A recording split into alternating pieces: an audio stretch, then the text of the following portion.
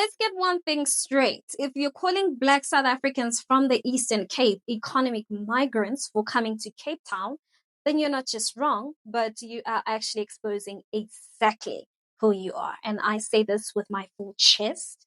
The only migrant here, Mr. Jack Miller, is you. And no amount of political spin can change that. Jimela, Absheni, Ralocha, Sanbanani, Mulweni. My name is Naledi Mfoloe, and it is my absolute pleasure to welcome you to the latest edition of the African Diaspora News channel, where we unravel the stories that shape our world and our communities.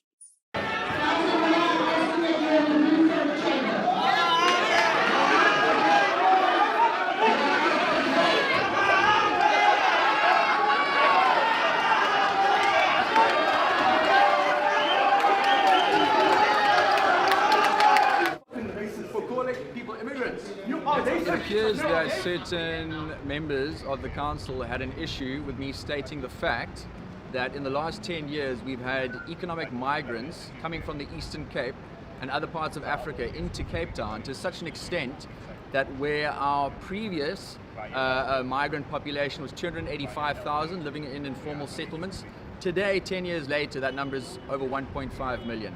So I simply stated that fact, and they said there was an issue with me referring to people coming into Cape Town from the Eastern Cape and other parts of Africa as migrants.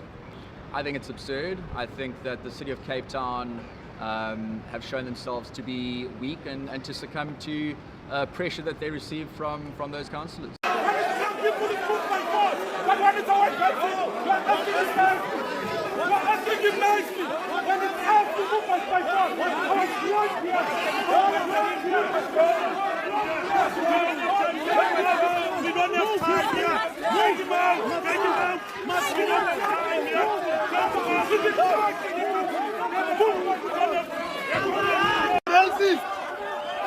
Remove him! Remove him! And let's be honest, that comment was no accident. It's not new. It's just the mask slipping.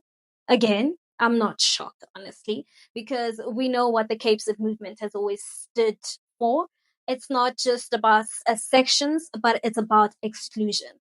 They don't want a united, integrated Cape Town, and we all know that. They want a white, curated fantasy land, which is one where Black people are not welcome to build, but are welcome to clean and labor, but not to belong.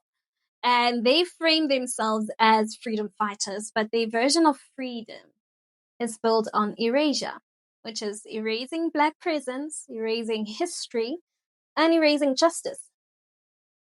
Because let's talk about history for a moment, right? The people of the Eastern Cape, right, which is the Amaxhosa, the Abatembu, and the Mfengu, are not strangers to the Western Cape.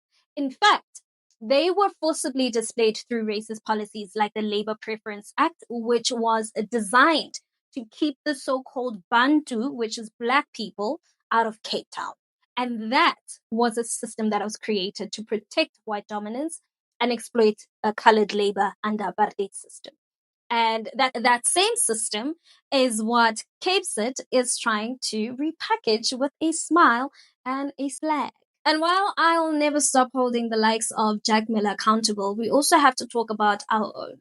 Because political leaders in the Eastern Cape, I believe, have failed their people time and time again.